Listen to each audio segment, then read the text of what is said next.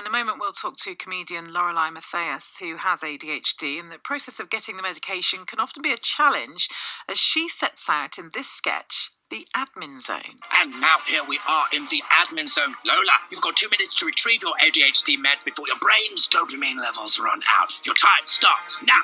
Okay, so there's a form here called Your Struggles with Focus and Memory. Very good. Fill out your entire medical history, scan in school reports, letters from parents or... Oh, look, a pigeon. Oh dear. No, honestly, look. Welcome to the Patient Portal Gateway. Press 1 for appointments. Press 2 for prescriptions. Press 3 if you got distracted and need those options again. Pay attention. Welcome to the Patient Portal Gateway. Press 1 for appointments. Press 2 for prescriptions.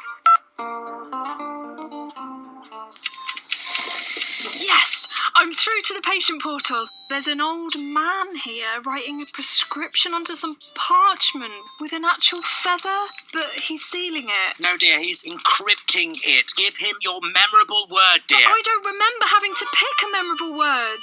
That's it, Kate. And 5, 4, 3, 2, go. Yes, Lola, you did it. Hi, yeah, I just need some methylphenidate, please. That's a controlled drug. We don't keep those in stock. Well, that was a snippet from the online comedy show Life in ADHD, created by comedian and author Lorelei Mathias, and she's on the line now. Hello, Lorelei.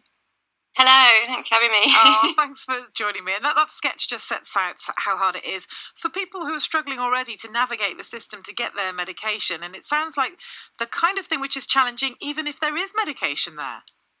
Absolutely, and that's actually, it's really ironic. We've been making this sketch for over a year now, because everything we do, it's I should say it's a team of people at meloncomedy.com, not just me. I've had a lot of wonderful, amazing people help, but that's something we wanted to raise awareness of. Is it's like a clinic, an admin zone for people that clinically can't do admin. We all struggle with focus, setting reminders, prioritizing, and so it's already a Herculean task, so the thought of it getting any harder is really frightening. That's the thing, yeah, even if the medication's there, it's still difficult to go through that process, isn't it?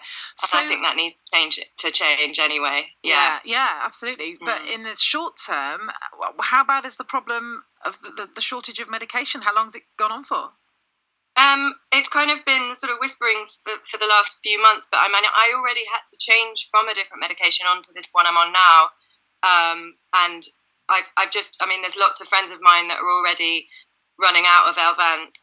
I'm not on Elvance, I'm on methylphenidate. And I'm lucky because I can start rationing now. But friends of mine on Elvance, they're like shutting down. You know, one of the co-collaborators on this sketch, actually, she's having a really hard time, and it's awful. What was lovely is on Twitter last night, a doctor from Newcastle actually commented on the sketch and said, "This is just so bang on," and I'm down to. I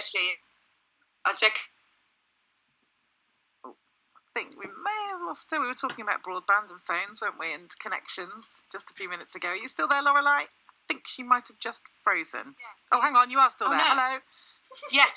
Oh, yes. I'll turn my video off. Okay. Where did you lose me? What happened? What was I saying? Tell me about the doctor from Newcastle who got in touch. So she said, "This is spot on and hilarious. Shortages of most ADHD meds now, and down to my last 7 capsules. Why does being different lead to tons more work? I've battled to get this far, but thanks for making me smile." So this is Nicole Ahmed from Newcastle, and she said, "Thanks for making me smile," but she's struggling with Elvance, and a lot of people I know are, and it's just really scary, because it's like you're trying to get stuff done before it goes.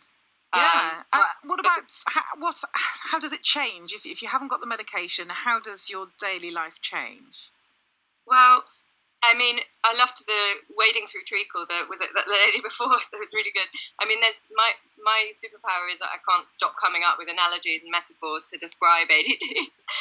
It's kind of like I will go to do a thing, and you're trying to steer the car straight ahead, but someone keeps grabbing the wheel. Someone else keeps going, "No, go this way," and it's like you've got a sat nav. But the sat nav's possessed by a gorilla on acid or something. You know, you just can't go straight ahead. Do you remember the wrong trousers? And it was like the trousers were walking, but you're being controlled by someone else, because you just haven't got the willpower to stop your brain flitting off in other directions and following those impulses. So it just means you do get stuff done, but not in the right order.